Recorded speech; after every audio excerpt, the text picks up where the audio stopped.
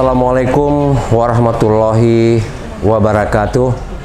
Saya Dr. Andes Haji Raidin Pinim MAP, Bupati Aceh Tenggara, turut prihatin atas kejadian saudara-saudara kita di Makassar dan mengutuk keras bom bunuh diri di Gereja Katedral Makassar dan tidak terprovokasi atas kejadian tersebut dan menyerahkan proses hukum kepada pihak yang berwajib.